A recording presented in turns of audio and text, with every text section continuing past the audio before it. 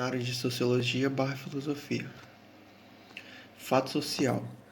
Nosso grupo escolheu o artigo 5 da Constituição Federal de 1988. O artigo 5 diz que todos são iguais perante a lei, sem distinção de qualquer natureza, garantindo-se aos brasileiros e aos estrangeiros residentes no país a inviolabilidade do direito à vida, à liberdade, à igualdade, à segurança e à propriedade, nos termos seguintes. Lógica.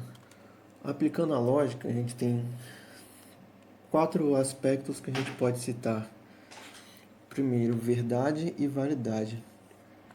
Uma lei é dita como verdade por parte das autoridades políticas ou por parte dos 3 poderes, por afirmar que o fato de que todos são iguais perante a lei representa a realidade. A veracidade desse fato social irá depender da premissa de cada um, que dependendo do ambiente que ela habita, podem haver variações de pessoas que irão validar esse fato social e pessoas que não irão validar esse fato social. Termo e preposição. Na lei, possuímos a seguinte frase: todos são iguais perante a lei. Isso se caracteriza nossa proposição universal afirmativa. Aqui, o termo todos é total porque se refere a todas as pessoas.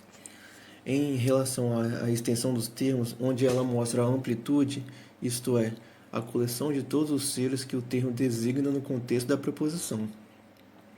A extensão do sujeito da frase, todos são iguais perante a lei, está na palavra todos, que se refere a todas as pessoas de uma sociedade. Falácias. Falácias são argumentos não válidos. A lei que retrata que todos são iguais perante a lei pode acabar se tornando uma falácia de generalização apressada por pessoas que, por observar alguns pequenos fatos, já concluem que a lei é uma lei absoluta e verdadeira. Dedução, indução e analogia. Ao analisarmos essa lei, não podemos tomar como verdade apenas por presenciar casos específicos. Exemplo, uma pessoa sendo tratada com igualdade em determinado local. E devido a esse acontecimento, deduzimos que todos são tratados com igualdade na sociedade. Tempo é dinheiro. Racionalidade. Marcos Weber dizia que há disputa entre ideias e orientações. Isso, isso ocorre por costumes. Tudo é explicado pela religião. Se a sociedade era desigual, era porque Deus quis. Acontece que essa maneira de pensar mudou. No entanto, a mudança de mentalidade é um processo demorado. Não se aprende a pensar de uma maneira diferente de uma hora para outra. Para entender que todos são iguais perante a lei, existem decretos e leis que facilitam essa igualdade para que possa abranger todas as pessoas, inclusive as que não têm uma mente aberta a se estabelecerem devido às suas regras constitucionais. Ou seja, mesmo pessoas que não têm esse conhecimento, devido às leis e decretos, ela vai ser tratada como igual de qualquer forma. Hum, Vou começar resumindo o assunto de ciências sociais para introduzir o assunto. Bom, as ciências sociais têm 3 temas principais, que é a sociologia, a antropologia e a ciência política. A sociologia fala das relações sociais, a antropologia do comportamento humano e da cultura, a ciência política dos fenômenos políticos. E para entender melhor a ciência política, vamos destacar alguns objetivos dessa ciência pelo alvo político. O alvo político é dividido entre sociedade, poder, política, Estado e governo. A sociedade fala do conjunto das relações humanas. O poder é a capacidade de um indivíduo ou um grupo de impor suas vontades. A política está diretamente ligado com o poder, porque sem, sem o poder não tem como fazer o uso da política.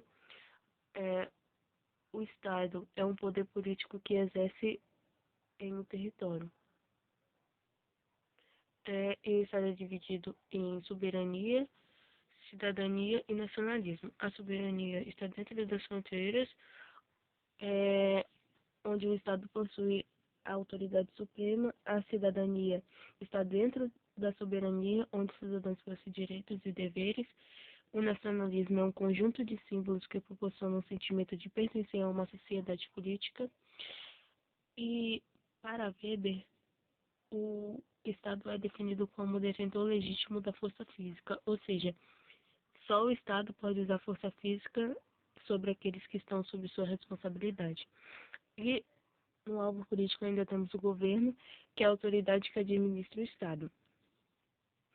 Bom, e relacionando a ciência política e a política pública, que a política pública é um tipo de fato social, temos que o Estado o Estado tem o poder e as políticas públicas são decisões tomadas pelo governo. Por isso, nem sempre as políticas públicas chegam até as pessoas de periferias. É, as pessoas que detêm o poder tentam sempre contornar situações, fazendo com que esse conhecimento de direito do cidadão não chegue até a população, principalmente até a população pobre. É, a ideologia para Marx ela é negativa, pois só existe a ideologia por causa da burguesia, ou seja, da classe dominante. Para ele, a ideologia é uma falsa consciência de ideias alienadas. Já para Antônio Gramsci, todas as classes burguesas e o proletariado têm sua ideologia e eles a propagam, numa disputa de ideias para quem teria a dominância de ideias na sociedade. Essas pessoas que têm a sua ideologia e propagam ela, elas têm muito poder econômico na sociedade. E aplicando o conceito de ideologia nas políticas públicas, é interessante observar que as políticas públicas, de fato, não chegam a todas as classes sociais. Como, por exemplo, a saúde, nós temos o SUS. Mas será que ele é eficaz? Temos o exemplo do Luciano Huck, que foi atendido pelo SUS quando sofreu um acidente, mas não tinha sido nada grave. Ele foi atendido tipo com muita eficiência, enquanto outras pessoas com casos muito mais graves estavam esperando para serem atendidas.